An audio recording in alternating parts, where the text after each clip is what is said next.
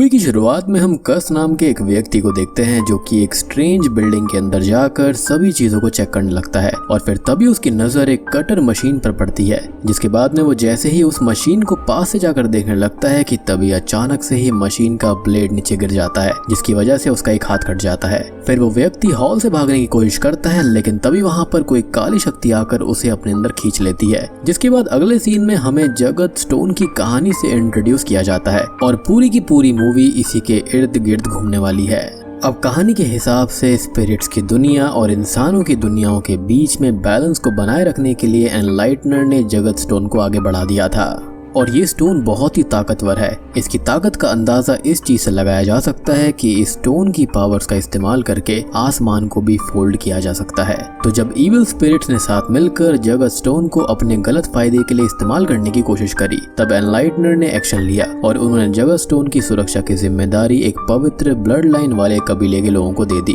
जो कि आदित्य क्लैन कहलाए। जिसके बाद इस क्लैन के लोगों ने कुछ अच्छी स्पिरिट्स की मदद से जगत स्टोन को इविल के हाथों में जाने से बचा लिया और फिर तब से लेकर आज तक इन लोगों ने पीढ़ी दर पीढ़ी जगत स्टोन की सुरक्षा को ही अपनी डेस्टिनी मान लिया है। खैर अब अगला सीन प्रेजेंट टाइम का होता है और यहाँ पर हम रागा, उसके दो दोस्तों बेगर्स और रीजा को देखते हैं, जिनकी बातों से हमको पता चलता है कि इन लोगों का सपना एक म्यूजिक प्रोड्यूसर बनने का है और इसी मकसद को पूरा करने के लिए रीजा रागा को अपने और बेगर्स के साथ एक रेंटल हाउस में शिफ्ट होने का बोलती है, क्योंकि वो हाउस एक रिकॉर्ड लेबल ऑफिस के पास था। और यहीं पर हमको ये भी पता चलता है कि एक ही घर में रहने के बावजूद भी रागा ने काफी लंबे समय से अपने फादर सुकमो से बात नहीं की है। जिसके बाद हम देखते हैं कि रात में रागा जब अपने घर जा रहा होता है तो एक लंबे बालों वाली स्पिरिट उस पर छिपकर नजर रख रही थी। अब अगले दिन हम रागा के फादर सुकमो को देखते हैं जो कि हर्बल मेडिसिन बेचने के साथ साथ एग्जॉर्सिज्म परफॉर्म करने का काम किया करते थे। और दोस्तों यहाँ पर सुकमो कोई छोटा मोटा एग्जॉर्सिस्ट नहीं था,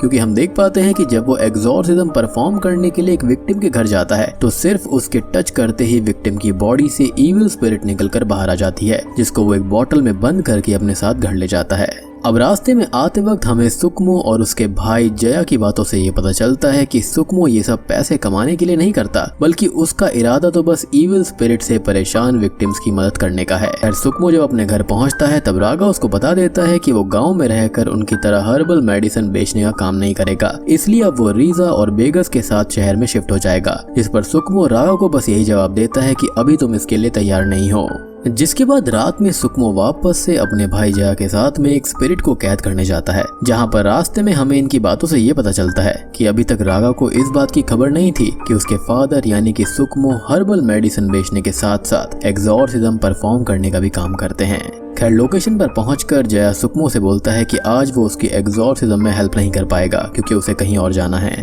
जिसके बाद में सुकमो अकेले ही उस स्ट्रेंज बिल्डिंग के अंदर जाता है, जहां पर हमको पता चलता है कि ये वही जगह है जिसे हमने मूवी की शुरुआत में देखा था। यहाँ पर सुकमो अपना सूटकेस खोलता है जिसके अंदर 3 बोतल होती हैं, जिसमें से वो एक बोतल कैप को खोल देता है, जिसके बाद उसके अंदर से एक स्पिरिट बाहर आती है। लेकिन वो स्पिरिट पहले से ही जख्मी थी, इसलिए सुकमो उसे वापस बोतल के अंदर भेज देता है ताकि वो रेस्ट कर पाए। अब हम देखते हैं कि वहाँ पर वही काली इविल शक्ति आ जाती है जिसको हमने मूवी की शुरुआत में देखा था और फिर जैसे ही सुकमो उसे फाइट करने के लिए उठ खड़ा होता है, सीन यहीं पर कट हो जाता है। जिसके बाद हम सीधा रागा को देखते हैं जो कि अपने घर पहुंचता है और फिर तभी अचानक से वहां पर जख्मी हालत में सुकमो भी आ जाता है, जो कि रागा को लगातार आदित्य नाम से बुला रहा होता है। लेकिन इससे पहले कि रागा कुछ भी समझ पाता, तभी अचानक से एक स्पिरिट जैसे दिखने वाली पावर सुकमो को घर से बाहर की तरफ खींच लेती है। जिसके बाद रागा जब भागकर बाहर जाता है तो उसे बहुत बड़ा झटका लगता है, क्योंकि कुछ लोग सुकमो की बॉडी को लेकर आ रहे थे।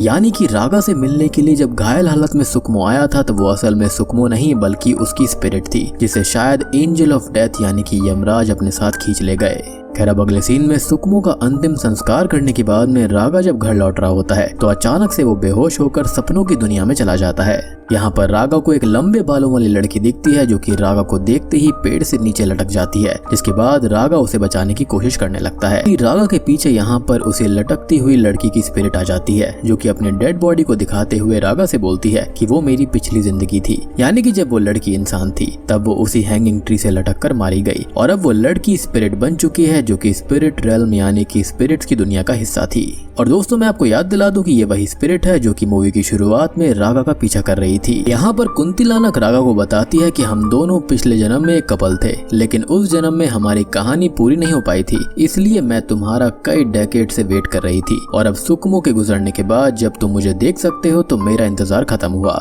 जिसके बाद कुंतिलानक रागा से गले मिलने जाती है, लेकिन तभी डर की वजह से रागा को होश आ जाता है और वो खुद को अपने घर में पाता है। अब यहाँ पर रागा ये देखता है कि सुकमो के सूटकेस में कुछ हलचल हो रही है, इसलिए अब वो सूटकेस को खोलकर देखता है जिसके अंदर 3 बॉटल्स होती हैं और फिर रागा उनमें से एक बॉटल के कैप को हटा देता है, जिसके बाद उसके अंदर से वही स्पिरिट निकलती है जिसे सुकमो ने बॉटल के अंदर जाकर रेस्ट करने को कहा था। लेकिन उसे देखकर रागा काफी डर जाता है और छुपने लगता है, लेकिन फिर तभी वहाँ पर सुकमो का भाई जय आ जाता है जो कि उस स्पिरिट को बताता है कि अब उसका मास्टर सुकमो नहीं रहा। और फिर इसके बाद में जया रागा को समझाने लगता है कि वो जिस स्पिरिट से डर रहा है उसका नाम यहाँ पर गेंद्रुवो है, जिसे वो लोग ध्रुव नाम से बुलाते हैं। और यहाँ पर ध्रुव जो है वो एक अच्छी स्पिरिट है जो कि उसके फादर सुकमो का बॉडीगार्ड था। लेकिन ये सब बातें राव को समझ में नहीं आती, इनफैक्ट हमको भी नहीं आती, इसलिए जया उसे सब कुछ शुरुआत से बताने लगता है। अब उसके फादर सुकमो असल में एक एग्जॉर्सिस्ट हुआ करते थे और खुद जया भी एक एग्जॉर्सिस्ट है। लेकिन एक चीज जो कि यहाँ पर सुकमो और जया को अलग करती है वो ये है कि सुकमो को आदित्य 6th के रूप में चुना गया था। और फिर इसके बाद में जया रागा को जगत स्टोन की एक बुक देता है जिसके अंदर जगत स्टोन और आदित्य क्लैन के लोगों की पूरी कहानी लिखी हुई थी।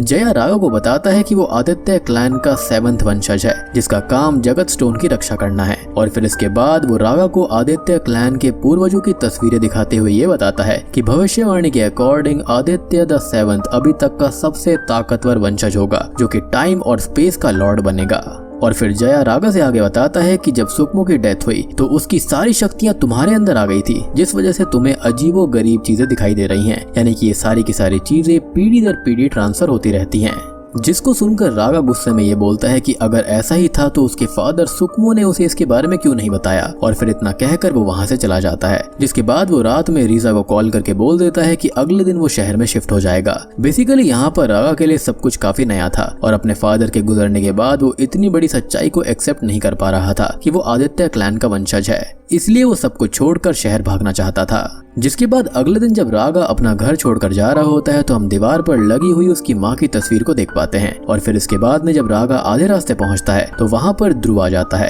यानी कि वही बॉडीगार्ड स्पिरिट जो कि रागा से बोलता है कि आदित्य द 6th यानी कि सुकमो की डेथ के बाद से उसकी रेस्पॉन्सिबिलिटी है कि वो आदित्य द 7th की रक्षा करे। जिसको सुनकर रागा को गुस्सा आ जाता है और वो बोलता है कि तुम मेरे फादर को तो बचा नहीं पाए, इसलिए अब मुझसे दूर ही रहो। मीनवाइल हम कुंतिलानक को देखते हैं जो कि रागा का पीछा कर रही होती है और फिर वो अपना रूप बदलकर एक सुंदर लड़की में बदल जाती है। दूसरी तरफ रागा शहर जाने के लिए अपने दोस्तों के साथ गाड़ी में बैठा था, लेकिन तभी अचानक से गाड़ी के ड्राइवर को एक इविल स्पिरिट पसेस कर लेती है, जिसके बाद वो रागा पर हमला करने लगता है। अब जैसे ही वो पोजेशन वाला व्यक्ति रागा को खत्म करने वाला होता है कि तभी वहाँ पर ध्रुव आकर उसको रोक लेता है और फिर तभी वहाँ पर जया भी आ जाता है जो कि उस ड्राइवर की बॉडी से इविल स्पिरिट को बाहर निकाल लेता है और फिर वो रागा को अपने साथ चलने को कहता है। फिर अगले सीन में रागा जया के साथ उसकी कार में जाने लगता है, जहाँ पर हम ये देख पाते हैं कि जया रागा को ट्रेनिंग पर ले जा रहा था ताकि वो अपने पावर्स को कंट्रोल करना सीख पाए और वो समझ पाए कि आखिर उसको करना क्या है। और यहाँ पर जया और रागा के साथ इस मिशन में ध्रुव, नौनिक और कुंतिलानक भी शामिल थे। और यहाँ पर जो नौनिक थी वो भी ध्रुव की तरह ही एक अच्छी स्पिरिट थी जो कि सुकमो की वफादार थी और उसका काम अपने मास्टर आदित्य के जख्मों को ठीक करने का था। इसके अलावा जो कुंतिलानक थी वो भी बाकी दोनों की तरह ही सुकमो की वफादार थी। और यहाँ पर दोस्तों सुकमो के सूटकेस में 3 बॉटल्स थी, उनके अंदर ध्रुव, नौनिक और कुंतिलानक थे जो कि आदित्य क्लैन के वफादार थे, क्योंकि शायद से ये हो सकता है कि पास्ट में आदित्य क्लैन के लोगों ने इनकी मदद करी होगी। खैर ये लोग ट्रेनिंग की लोकेशन पर पहुंचते हैं जहां पर जया अपने मैजिक से रागा की स्पिरिचुअल आइज को ओपन कर देता है और फिर वो उसको बताता है कि व्यक्ति का जख्म कभी भी अकेले नहीं होता। और फिर वो उसको बताता है कि एक व्यक्ति का जन्म कभी भी अकेले नहीं होता, क्योंकि जब वो पैदा होते हैं तो 4 स्पिरिट हमेशा इंसानी रूप में उसके साथ रहती हैं, जिनको सैदुलर, पैपेथ, लीमो, पेंसर कहते हैं। और मेरे ख्याल से ये खुद की इंद्रियां होती हैं या फिर खुद के इनर डीमंस होते हैं जिनको इंसान को कंट्रोल करना होता है। खैर अब यहाँ पर जया रागा को एक बोतल देकर बोलता है कि उसे उन चारों स्पिरिट से फाइट करके उनको इस बोतल में कैद करना होगा। जिसके बाद रागा जैसे ही उस बोतल को पकड़ता है वो स्पिरिट रेल्म में चला जाता है, जहाँ पर उसे उसी के भेष में मौजूद एक आत्मा मारने की कोशिश करता है, लेकिन फिर तभी वहाँ पर कुंतिलानक आकर रागा को बचा लेती है। जिसके बाद रागा उस स्पिरिट पर काबू पा लेता है और हम देखते हैं कि वो बोतल ब्लैक लिक्विड से भर जाता है। अब रात में रागा और कुंतिलानक की अच्छी फ्रेंडशिप हो जाती है, लेकिन फिर बाद में जया कुंतिलानक को अकेले में समझाता है कि वो कभी भी रागा के साथ मिलकर एक नहीं हो सकती है, क्योंकि रागा एक ह्यूमन है और वो एक स्पिरिट। इसलिए अब कुंतिलानक रागा को बिना बताए ही उसे दूर चली जाती है। जिसके बाद में अगले दिन रागा की ट्रेनिंग डेथ फॉरेस्ट में होती है, जहाँ पर उसका सामना उसी हाथ कटे वाले व्यक्ति से होता है जिसका नाम कस था, जिसको मूवी की शुरुआत में दिखाया गया था। लेकिन इस बार वो व्यक्ति कोई नॉर्मल व्यक्ति नहीं होता, बल्कि उसे किसी इविल स्पिरिट ने पजेस किया था। लेकिन इसके बावजूद भी यहाँ पर रागा कस को रोकने में सक्सेसफुल हो जाता है। जिसके बाद जया वहाँ पर आकर उस व्यक्ति के अंदर से इविल स्पिरिट को निकालकर अपने अंदर खींच लेता है। तभी ध्रुव वहाँ पर आकर रागा का मजाक बनाने लगता है, क्योंकि अभी उसे हर एक मिशन में ईविल को हराने के लिए किसी न किसी की हेल्प की जरूरत पड़ रही थी। लेकिन ध्रुव को हंसता हुआ देखकर रागा को काफी गुस्सा आता है और वो सूटकेस में रखी हुई ध्रुव की बोतल को तोड़कर उसे खुद से आजाद कर देता है और फिर वो ध्रुव को वहाँ से जाने का बोलता है, जिसके बाद में वहाँ से चला भी जाता है। फिर हम देखते हैं कि जैसे ही नॉनिक उस हाथ कटे व्यक्ति की बॉडी को चेक करने जाती है, वो अचानक से जिंदा होकर उसे धक्का दे देता है और फिर वो अचानक से जया को लेकर कहीं गायब हो जाता है, जिसको देखकर रागा को लगता है कि उस व्यक्ति ने जया को खत्म कर दिया। इसलिए अब रागा वापस से घर जाता है। लेकिन यहाँ पर जब नॉनिक रागा की चोट ठीक करने जाती है तो उसे विजन्स आते हैं कि जया जिंदा है, जिसके बाद में रागा और नॉनिक उसको बचाने के मिशन पर निकल पड़ते हैं। लेकिन इसके लिए सबसे पहले कुंतिलानक के पास उनको जाना होगा और उसे अपने साथ वो ले लेते हैं और फिर इसके बाद में ये लोग ध्रुव के पास में जाते हैं, लेकिन वो साथ आने से मना कर देता है क्योंकि रागा ने पहले उसको भगा दिया था। इसलिए अब रागा, कुंतिलानक और नॉनिक तीनों अकेले ही जया की एनर्जी को फॉलो करते हुए उसी स्ट्रेंज हाउस में पहुंचते हैं। लेकिन तभी अचानक से इविल स्पिरिट कुंतिलानक और नॉनिक पर हमला करके उन्हें एक मैजिकल भवन में फंसा देता है, जबकि रागा जो होता है वो सीधा उसी कटर मशीन वाले रूम में पहुंच जाता है जहाँ पर उसे जया दिखता है। लेकिन यहाँ पर शॉकिंगली रागा को ये पता चलता है कि जया को किसी इविल स्पिरिट ने किडनैप नहीं किया था, बल्कि ये उसकी ही चाल थी ताकि रागा उसे बचाने के चक्कर में टाइम और स्पेस से परे पोर्टल खोलना सीख जाए, जिससे कि वो ऑफिशियली आदित्य द 7th बन जाएगा और फिर उसकी पावर्स का यूज करके जया उससे एक पोर्टल खुलवा सके। मीनवाइल हम कुंतिलानक और नॉनिक को देखते हैं जो कि भंवर से निकल नहीं पा रही थी, लेकिन तभी उन्हें बचाने के लिए वहाँ पर ध्रुव आ जाता है और इधर जया रागा को गुस्सा दिलाने के लिए उसे बता देता है कि सुकमो को किसी इविल स्पिरिट ने नहीं बल्कि खुद उसने ही मारा था। और तभी हम फ्लैशबैक के सीन्स के जरिए ये देख पाते हैं कि उस रात जब सुकमो उस इविल स्पिरिट से फाइट कर रहा था तब वहाँ पर जया पहुंच जाता है और उसने ही सुकमो को खत्म कर दिया था, क्योंकि वो प्रूव करना चाहता था कि स्ट्रॉन्गेस्ट बनने के लिए उसका आदित्य होना जरूरी नहीं है। जिसके बाद कहानी प्रेजेंट टाइम में आती है और जया बताता है कि आदित्य ना होने के बावजूद भी वो जगत स्टोन की हेल्प से स्पिरिट रेल्म और ह्यूमन रेल्म का ऑर्डर चेंज कर देगा, जिससे दोनों ही दुनियाओं के बीच का बैलेंस खत्म हो जाएगा। और फिर इसके बाद में वो रागा को टॉर्चर करके उससे टाइम और स्पेस का पोर्टल खुलवा लेता है, जिसके बाद में जया आदित्य के बुक में लिखे गए मंत्रों को पढ़कर जगत स्टोन को हासिल कर लेता है और उसे अपने दिल के अंदर समा लेता है। और फिर इसके बाद उसकी बॉडी के अंदर कटर मशीन वाली इविल स्पिरिट घुस जाती है जिसका नाम हॉलो होता है। मीनवाइल वहाँ पर कुंतिलानक, ध्रुव और नॉनिक भी पहुंच जाते हैं जो कि जया से फाइट करने की कोशिश करते हैं, लेकिन जगत स्टोन और हॉलो इविल की वजह से जया बहुत ही पावरफुल हो गया था, इसलिए जया सभी को हरा देता है। जिसके बाद में रागा बड़ी मुश्किल से कुंतिलानक की हेल्प से स्पिरिट रेल्म में पहुंच जाता है, जहाँ पर उसकी मुलाकात उसके फादर सुकमो से होती है। वो अपने फादर से पूछता है कि आखिर उन्होंने उसको पहले ये सारी बातें क्यों नहीं बताई थी, जिस पर सुकमो बोलता है कि वो नहीं चाहता था कि उसे छोटी उम्र से ही आदित्य बनने की कड़ी ट्रेनिंग लेनी पड़े। जिसको सुनकर रागा को अपनी गलती का एहसास हो जाता है और वो सुकमो से माफी मांगता है। जिसके बाद रागा वापस से प्रेजेंट टाइम में आ जाता है और अब उसके अंदर काफी ज्यादा शक्तियां भी आ चुकी थी, क्योंकि वो समझ गया था कि वो कौन है। इसलिए वो एक ही झटके में जया को रोक लेता है और फिर उसके अंदर से जगत स्टोन को निकाल कर अपने अंदर समा लेता है।